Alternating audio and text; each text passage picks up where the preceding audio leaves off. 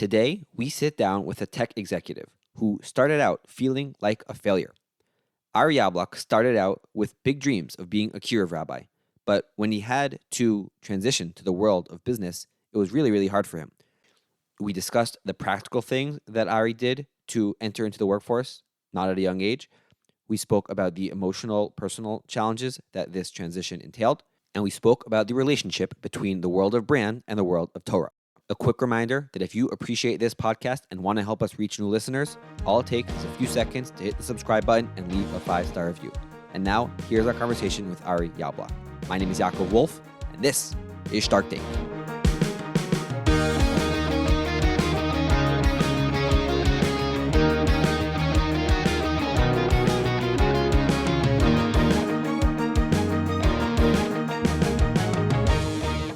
Ari Yablok, welcome to Shark Tank. Thank you so much for joining us today.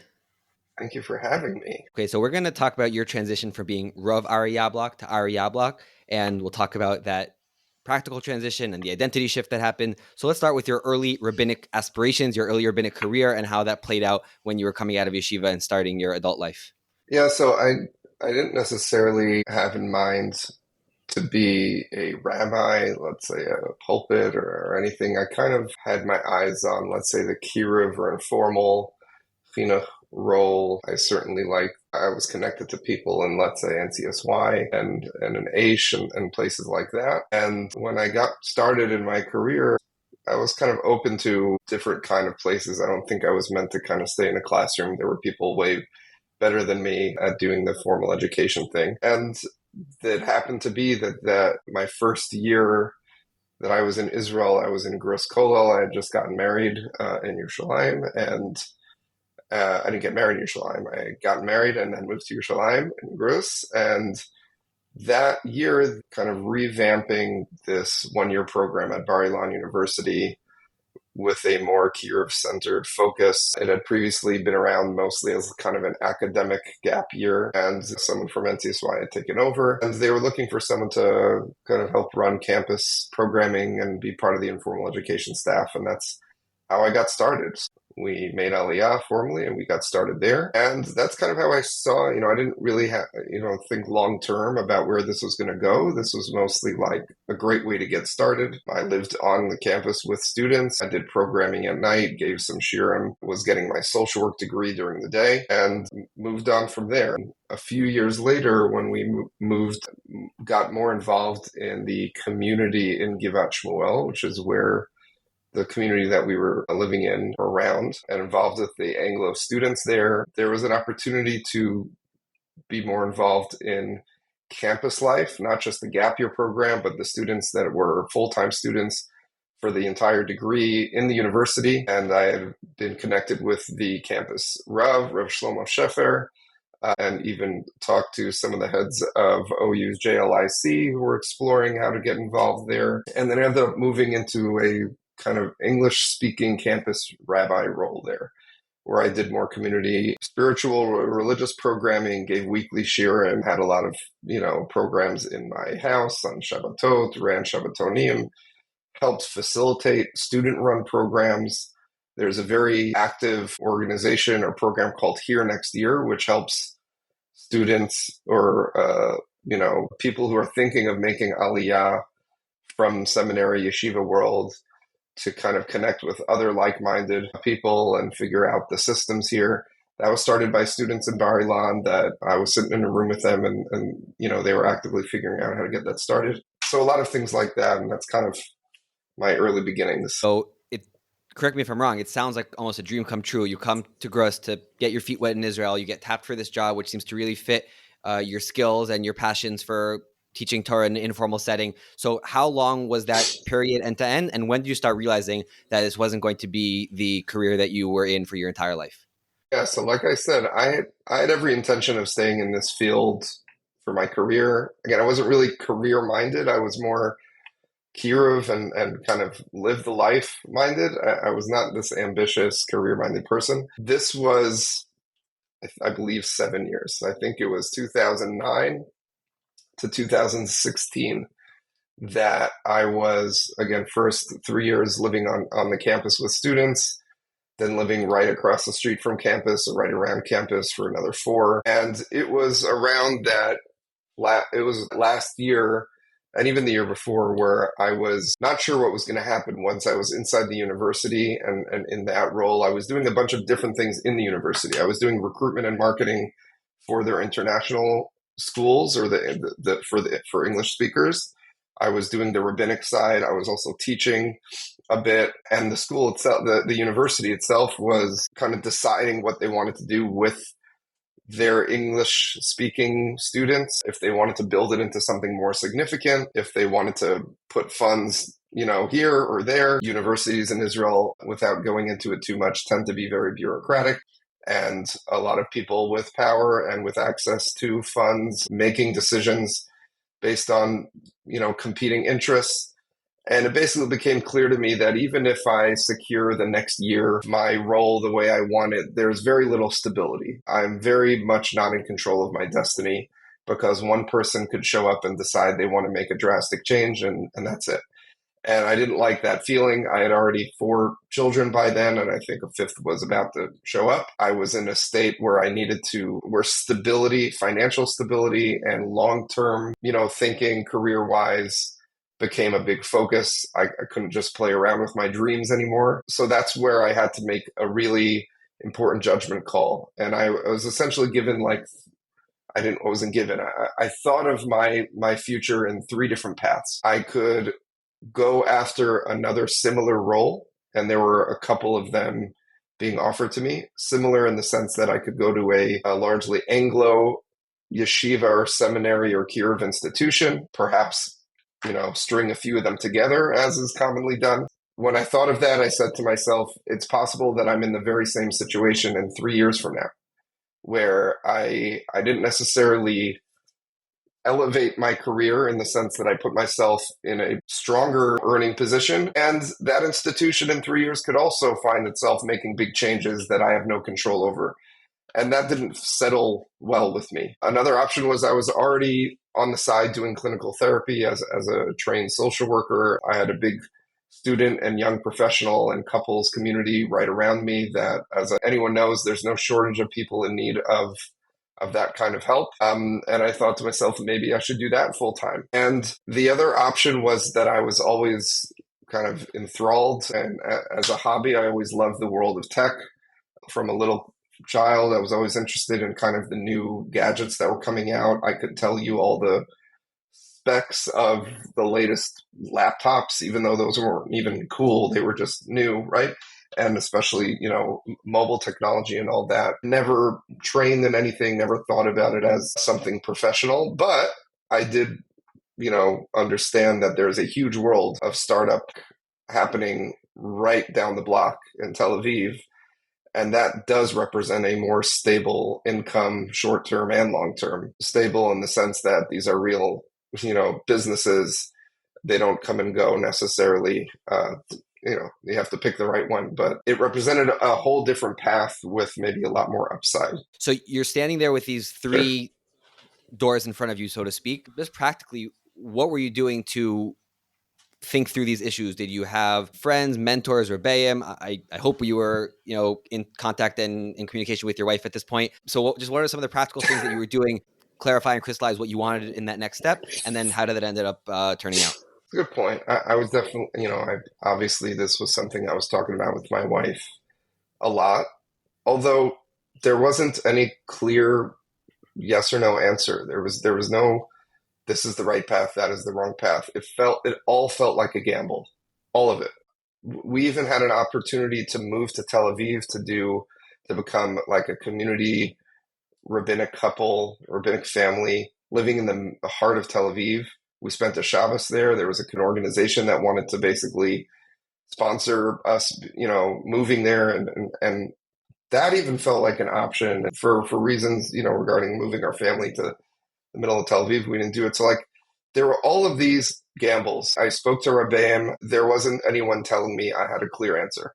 Then there was some sort of free business consulting service for Olim. That it might have even been just a random email. And again, because I was just searching. I was listening to a lot of podcasts on how to rebuild your career. I was reading up on, how to enter the world of tech and marketing. These were all things that anyone could find and not necessarily kind of opening a door for you. But then I decided to take up a free business consulting session with someone. And he gave me this guy, a very nice guy. I only met him once. He gave me a very interesting insight. He said, well, it looks like you have the world of therapy or psychology on one end and the world of tech in the other. And he said, psychologists or therapists, the older you are, the more respected or the more desirable you are. And in the world of tech, it's the opposite. The younger you are, the fresher you are, so to speak, the more desirable you are in the market. So he said, why don't you try tech now and try therapy later? And it kind of made sense to me in terms of de-risking my decision. Kind of, if I'm looking for stability, find the thing that has the most opportunity now. And I still have more opportunity later if I feel I need to pivot. And that's what I did. And what I mean by did is I sent resumes all over the place to random companies. I had done a great deal of writing and marketing inside Bar Ilan to create open houses and run recruitment programs and rebuild their website. Nothing on the level of tech, but I knew my way around how to write in an interesting, meaningful way. No one was interested, and I could only attribute it to hashgacha. There was one opportunity that came up, but it was very entry level, and it was a small, literally one room office that didn't feel like it was going to go anywhere special, although it was an offer, so it was way better than all the other non-offers. And then there was this other company, more of a classic Israeli startup, that was looking to open a new position that they hadn't hired for yet in product content, where this person would work with a product team who's building a digital product in their startup. And this writer would kind of understand how the product works and what it does and help create the content around it, guides, tutorials, even the writing within the app itself that they were building so that it would help users on board. And it happened to be, it was a company that was helping users of mobile technologies get to know how to use their technology better. So it required someone who knew a lot about gadgets. And they're like, how much do you know? And I happen to know a whole lot for fun.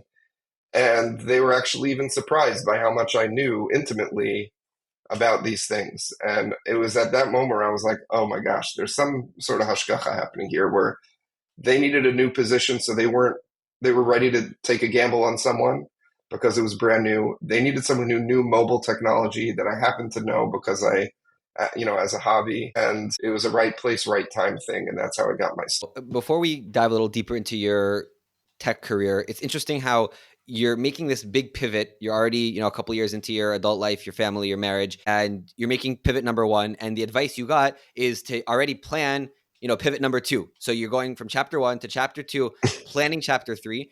And I'm wondering, do you think that people are a little bit too close-minded as far as how many chapters they could have and really fulfill different itches of theirs and skills of theirs by thinking of their career as a one long track that's going to go from 25 till 65? Yeah, I mean, if you look around in the world of business, that trend is very apparent. The whole idea of a linear career where you start as an entry level in one industry and you move up to, manager and then senior manager and then director and then department head and v'chule, that is dead. There's even a culture of, if you are staying in the same company, let alone the same role, but if you're in the same company for more than 4 or 5 years, it's viewed as you're static. You've gotten stale. You've only been exposed to one thing. And it's because the nature of our world is moving at so much of a faster pace that you almost have to keep pivoting in order to remain kind of sharp in the market. And I do think it might have to do with the previous generation, where the longer you could stay in a role, I could hear my parents and certainly my grandparents saying to me, the longer you stay in a role, or just keep your job, right? And there was kind of a feeling of, you don't want to be moving around. That is a sign of instability. That's a sign of, you're not reliable. You need to keep bouncing. and has completely flipped. And for people to think not only, you know, can I make a change? It's not even that anymore. And I want this to be clear. It's not, is it possible? It's actually, I need to be making changes. I need to constantly be expanding what I am capable of doing on a professional level, even if I am really good at one thing, because it just allows me to have more opportunities when I need them. And just because the world is not the same world it is even a few years ago, I need to be able to maximize those opportunities. That was very cool.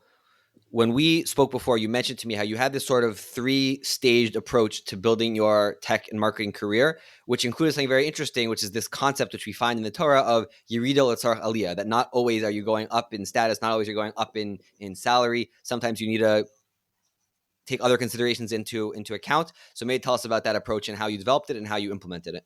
Yeah, so again, this might have been as a result of just binging on a lot of different podcasts, career building advice that I was grabbing from everywhere. Somehow, I don't even remember exactly how I kind of came to the conclusion. I somehow realized I needed to build this thing. This wasn't get a job. Getting a job is something that I could have already done in my own, tchum, in my own industry as an informal teacher. That's not why I made this very drastic change in my life. What I needed to do was achieve stability, achieve an outlook that expands farther than a couple of years, right? And that to me represented 3 different stages. And this is something that honestly is very repeatable and very usable for someone looking to pivot to a new career, which is get the job. And the goal of that first job in the industry, in this new industry, in this new area of work, is not to make as much money as you can. It's not even to get the right role, the one that speaks to you the most. Those are not the goals. The goals are to learn the most. There's a phrase in the career building world is your first job is for learning, not earning.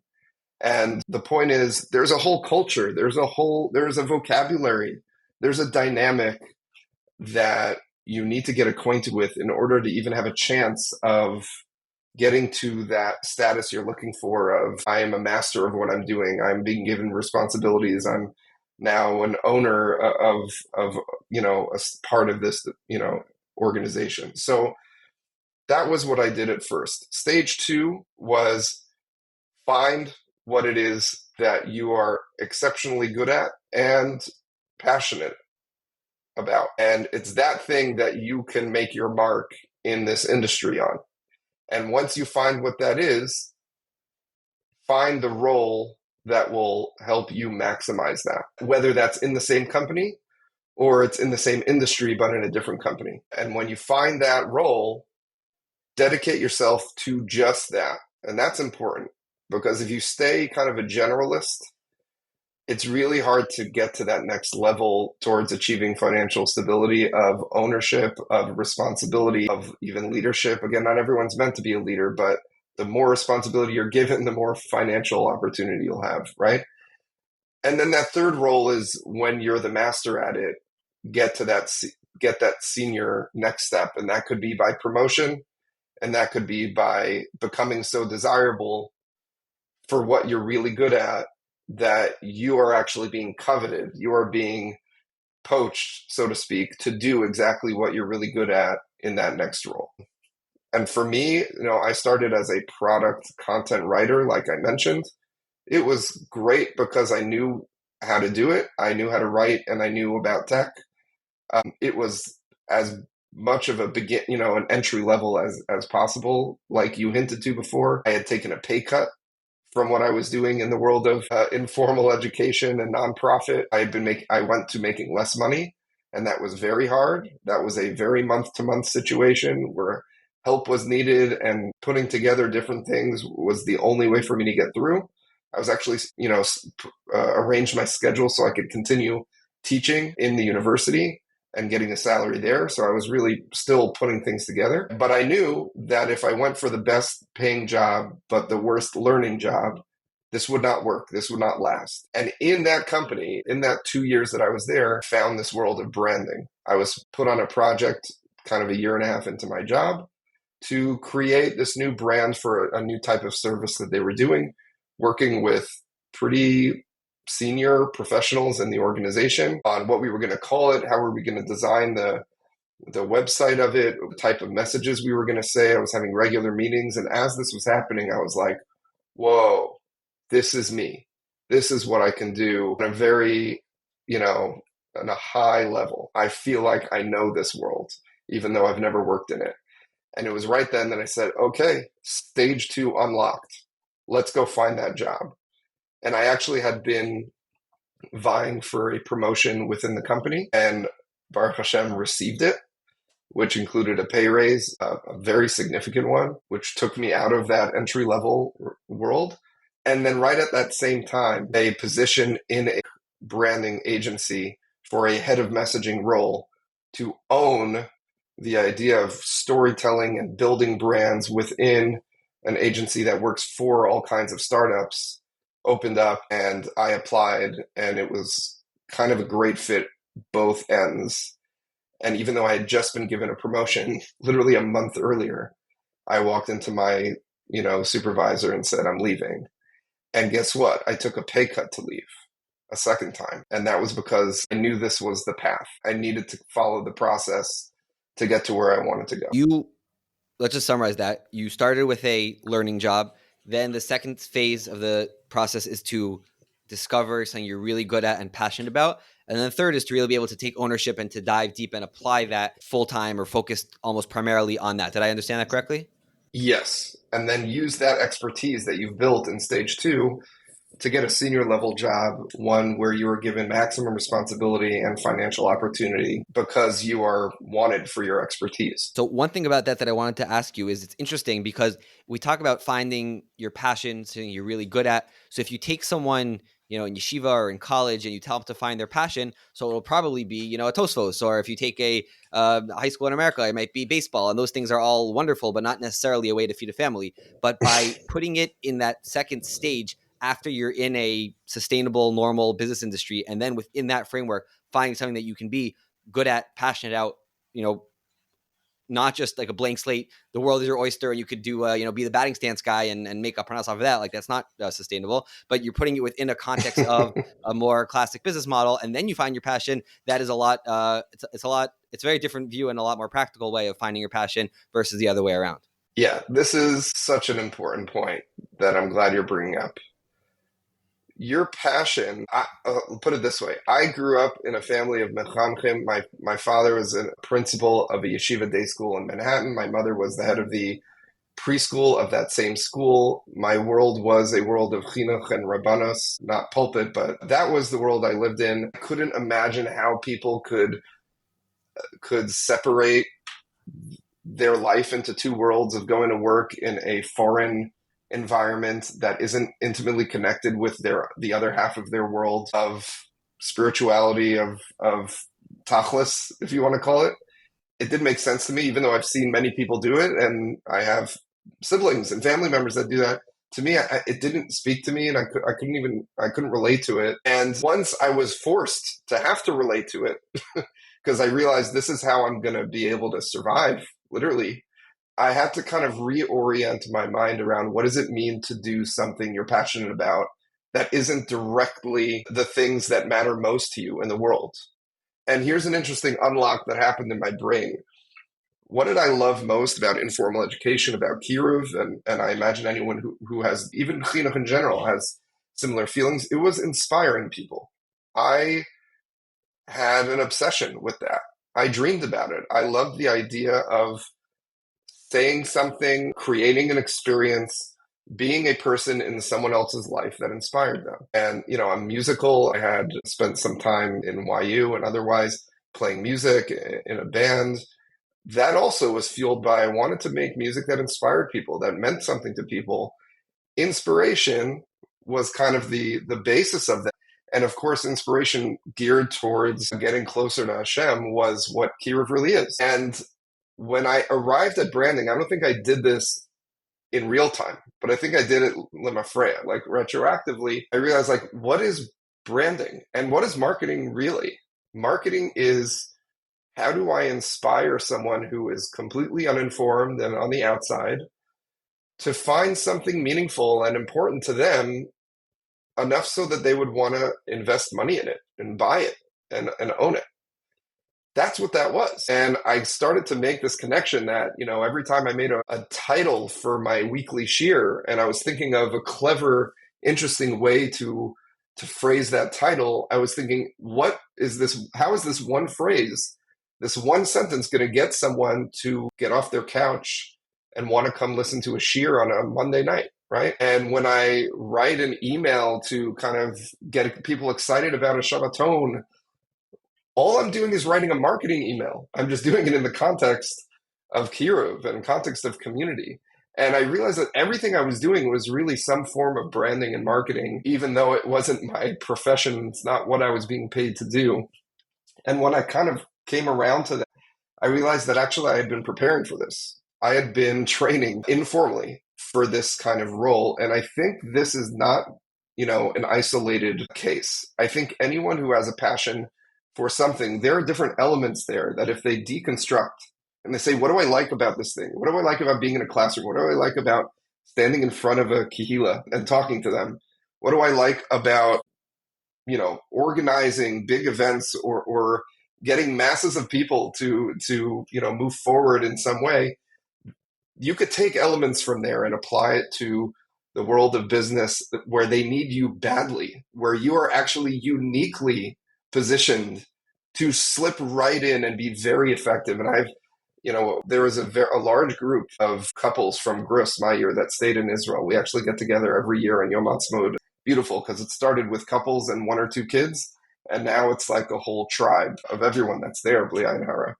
And many of those people, friends of mine, have since left the world of Chinuch Rabbanis, and one of them is a software developer for Mobileye, one of the biggest tech companies in Israel. Another one is for an investment firm. And these are people that got in and immediately became extremely valuable. And to me, it was not surprising that within a couple of years, they were now senior, they were now managing teams, because we're actually uniquely positioned to provide a lot of value in these places, even though we feel like foreigners and outsiders, but it's because what we know how to do really well. Started out by mentioning this was like a process realization that you came to and you unlocked.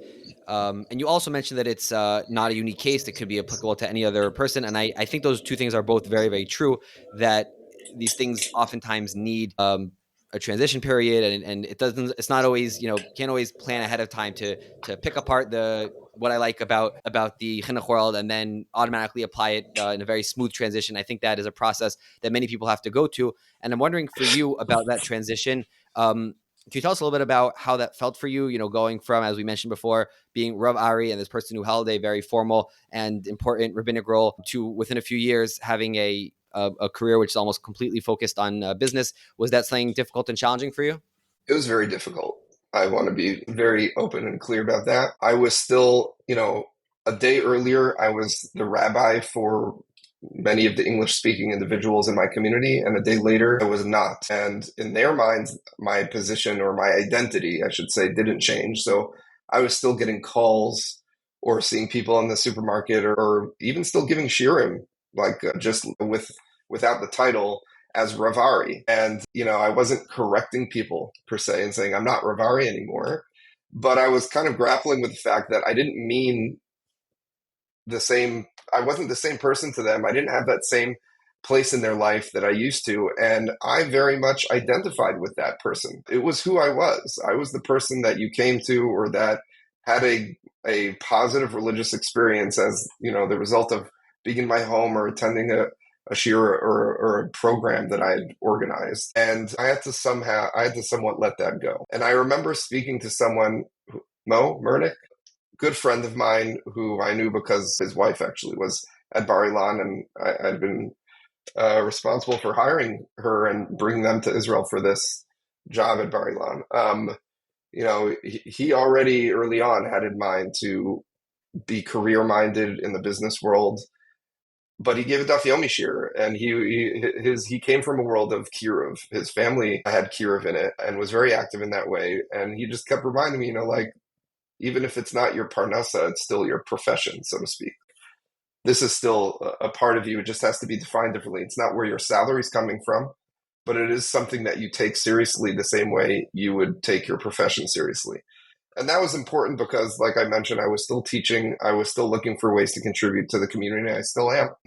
But I had to transition from this is kol kuli, this is like my life, my identity, to this is my priority, even if it's not my profession. And it took a while for me to get used to that. And I think that's normal. That's natural to kind of struggle with that because you are kind of going from being one person to being a couple different people who mean something to someone and something else to a whole bunch of other people. You had a great line when we spoke last time, like be sitting on the bus thinking like, what am I doing here? Yeah, there were definitely times. I mean, I was going from working right down the block inside of a religious institution with, religious Jews for the most part all around me, to going into an environment where I was one of maybe two religious people and taking buses, noisy buses into the heart of Tel Aviv and back.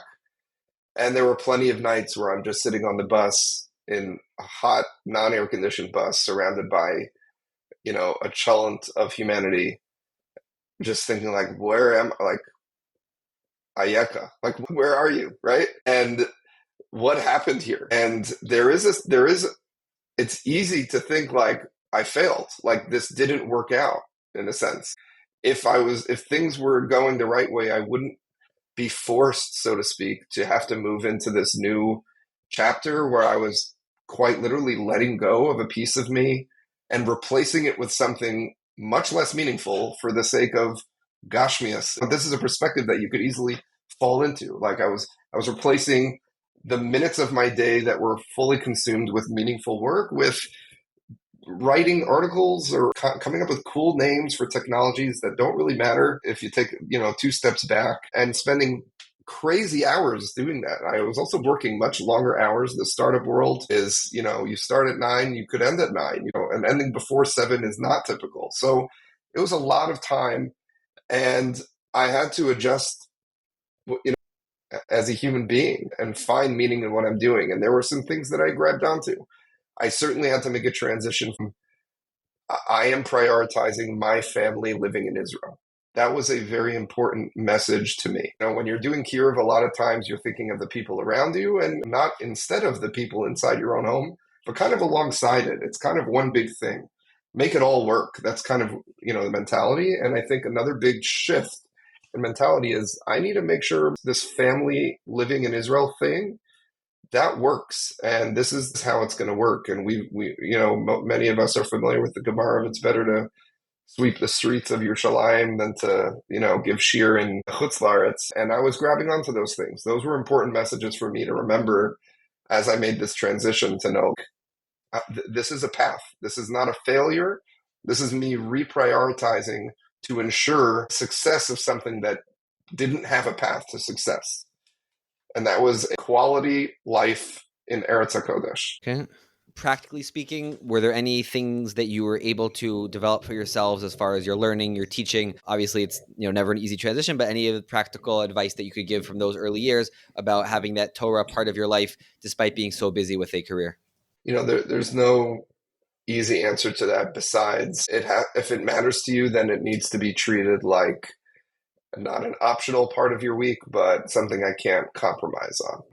So again, if it's not something that you're still making money, like I mentioned, my first few years in tech, I was still teaching for a small salary, but that was an obligation of mine, and since then it has dropped off. But what I've done is pretty much every single time I've gotten a call to say, can you give a shir, or we're looking for someone to contribute in this way or that, I kind of made a decision that the answer is yes, unless I'm putting my marriage in jeopardy or my health. So I just take up those opportunities. So, Hoshana Rabbah, Hanukkah, even Tisha B'Av, I did a bunch of keynotes, explanations, not as Rav Ari, but as Ari, the tech guy, right? And I do think there is such thing as saying, okay, Monday nights, I'm either going to the shir or I'm giving the shir, or things like that, where you just say, it's not my salary, but it is my profession. I want to transition to the last part of our conversation and talk a little bit about branding. I've always been a little bit bothered by the idea of having a personal brand. I feel like, I don't know, like I'm a person. Why do I need a brand? So what's your thoughts about that? Brand, it's interesting. I mean, personal branding just as a kind of discipline is essentially saying I am creating a clear identity that people can remember me by, that people can kind of recognize me, and I'm promoting it. I think that's the part maybe that's less comfortable to people. You don't have a brand unless it's being promoted out there. So everyone has an identity. Everyone is a person. It's actually a very Jewish thing, right? You have a name. You have Hashem made you in a certain way that is unlike any other person. And if you think about just what branding is, and again, I've obviously been living this for many years, the idea of a brand is to try and apply the very unique aspects of what it means to be an individual to an entity that is not an individual, to a company, to a product. It's taking the elements of what makes someone unique, their look, their voice, their traits, their interests, all of those things, and the more accurate and authentic it could be, the better, and applying that to something that doesn't already have those things. And the reason why it's so effective is because what makes us connected to other people is their uniqueness.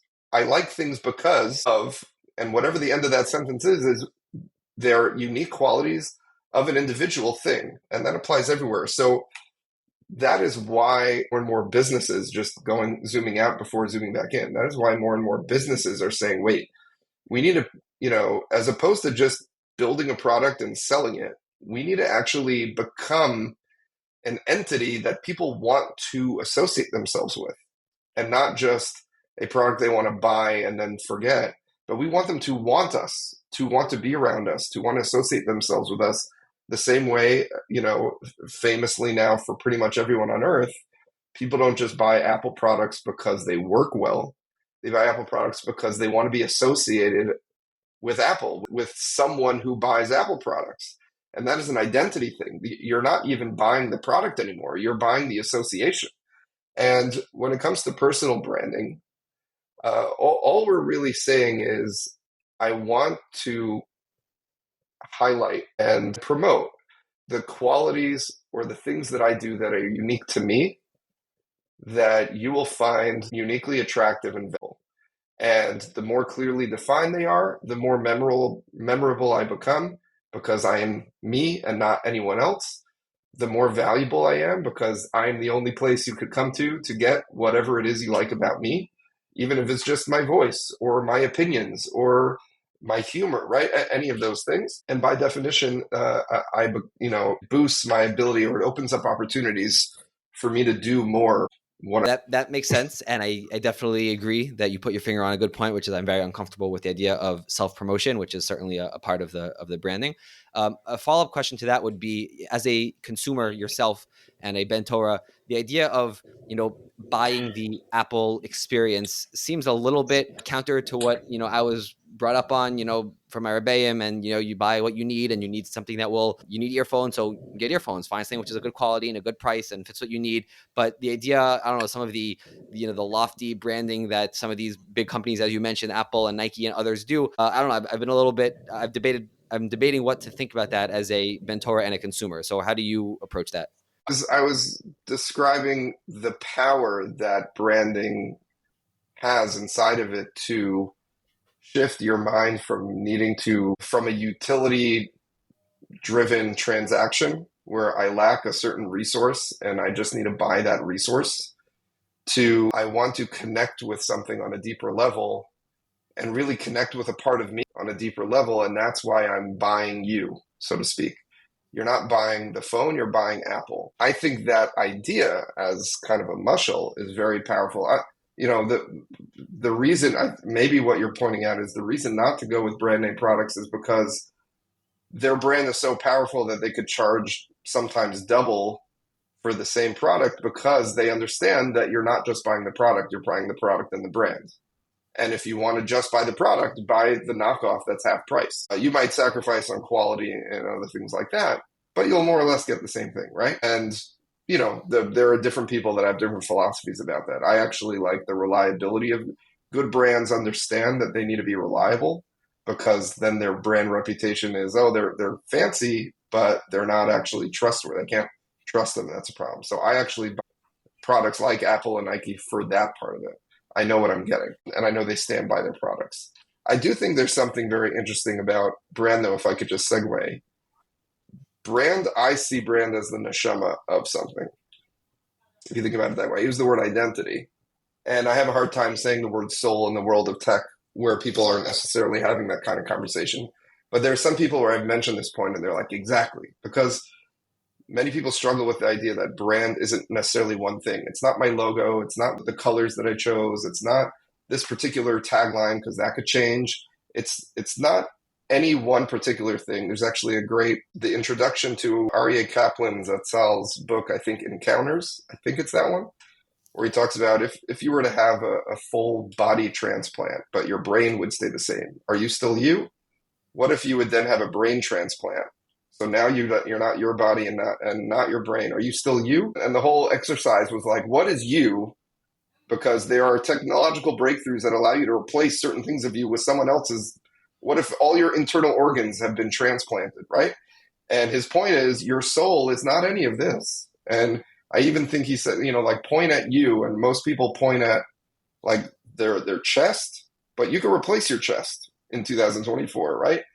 And you are your soul. And I think what that means is this unique blend of the traits and the dreams and the values that you are that can't be associated with anyone else but you. And that's really what a brand is. And so I honestly think about my job a lot as, how do I give this company a soul? Something that is that has meaning, that has something real to them. And I've even brought in, just to finish this thought, brought in a lot of ideas from the world of Torah to when I teach about brands and when I try and sell ideas about brands. There was a virtual conference I was asked to speak at earlier this year, where the question was, how do you convince your leadership or your company about why brand is so important? And I talked about how founders of companies are actually building two things. They're building a product and they're building a company. And one of them you're building with bricks, right? A product, you need certain features and certain services and certain physical or software related things to be built, yesh me'ayin, in order for it to exist. And there are other things that you're planting, meaning to say, you're not actually seeing the outcome of your work now. You're planting seeds in people's minds that later will become this amazing, big, important thing that you couldn't actually get to unless you started planting now. And that's really what brand is, where you're planting ideas in people's minds of this is important, this is what we stand for. And it won't really get, the full picture won't really be formulated until later on when people say, ooh, I got to get what they're selling. They're awesome. And that is a straight up idea from Rav Shlomo Volbe on a book that he wrote, Zriya Ubinyan B'Chinuch, where he talks about Chinuch being two disciplines, one where you're actively building now in the short term and one where you're planting ideas and values that will only manifest in the long term. And I actually even talked about it on LinkedIn, and someone commented from my world who's like, Revolvi? Question mark. And I'm like, oh, there you go. Revolvi's on LinkedIn. Right. So there's so much crossover, and this is maybe specifically for brand why I find it so meaningful, because I do see it very deeply rooted in Avodas Hashem in a way of like, we're finding ourselves, we're uncovering ourselves, we're building ourselves, and I'm just applying those same ideas to the world of work. Okay. It's a fascinating conversation, and those insights are all very cool. I think for me as a consumer and looking at the consumer landscape, I think the point that resonated most is the difference between buying a utility and buying something which is more than a utility. So what you said was you want a utility and the brand ensures reliability for the utility, which makes a lot of sense. But when you start talking about buying something that represents my neshama, that reflects back on who I, like, I don't know, like, are the shirts that I buy supposed to be a reflection of my neshama, or are they just supposed to be shirts? I think that's subjective, meaning to say not everyone that buys a shirt that has, Ralph Lauren on it is buying it because it's some mini form of avodah zarah where they're worshiping Ralph Lauren, or they're trying to associate themselves with something meaningless. I'm not necessarily ready to get behind the kavanas of why people are buying. Like I said, the reason to buy a brand can also be functional. Like I'm buying it because I like how I look at it. I look mechubad. I look very sharp, and that's important. I'm wearing a shirt right now, J. Crew Factory Outlet, right? .com, whatever. There's no logo on it, but I bought it because I know that brand is reliable, even the factory version, and I'm gonna look presentable, and I think that's fine. I think if someone chooses to define themselves by the brands they wear or by the brands they buy, or that somehow they as an individual are lacking if they don't have those things that they associate with, that's a different thing. And that is, maybe something that is a deficiency in terms of understanding their worth. Maybe it's more psychological than spiritual, right? Where I'm not good enough. And it's something that many people younger, in their younger years, very much in tune to brands. Teenagers are obsessed with brands, and it makes a lot of sense psychologically if you think about it, because teenagers are the prime of who am I, right? They have no idea what they are, and they're trying to discover it. And a lot of times associating with brands actually is a shortcut. Ooh, I'm this kind of person. I have this kind of social status. I have, right? And, I wouldn't say let's ban brands from teenagers because it leads them down the wrong path. But I do think it's a good observation of why that's so popular among that age and what we could be doing, around that to say, here are ways that you can, the right ways to look towards to form your identity or to define yourselves. Do you ever have a conversation with your kids about they want a certain brand? It's expensive. You don't necessarily want to shell out the money, but it's a brand and the kid is a teenager or a preteen and wants it. And how do you navigate those conversations as a father, an educator, and a brand expert? I've definitely had a lot of those conversations. I do think even if it's with the wrong, mitok shelo lishma, there is a certain worth for a kid feeling good about themselves. There's a certain social currency with being able to go to school. And I don't mean luxury. That's a different conversation. I just mean mechubad, right? That I feel good about the way I look or the things that I have. I think that is an important thing for them to be able to feel good about themselves. And at the same time, do run into situations where it's an exaggeration, where it goes too far, where it's either I want this even though I have two of them already. I just want a third one because, oh my God, I love it. And then I see that as you have to understand when something, it becomes an obsession or becomes unhealthy to have this on your mind all the time. And there are plenty of times where I know just as a consumer that the knockoff version is actually the same exact thing. And there's no reason to spend more money just to be able to tell my friends because they wouldn't even notice otherwise, right? And then there's no even feeling good or bad about it. It's just to be able to, a gaiva thing. So yeah, those are interesting conversations to navigate. But I don't think we should strip kids away from things that make them feel confident about themselves or give them some social currency. I think they need those, even if it's short term. Last question for today. You mentioned before you sort of tied together your music career, the idea of inspiring people, and the world of brand. And my question about that entire bundle is there is an approach in the business world which says that everything needs to be measurable. Our actions, our results, our business, we need to be able to divide everything into these measurable outcomes, measurable processes. And correct me if I'm wrong, it seems to me that this world of inspiration, brand, music is probably a lot harder to measure. So what's your take on that world?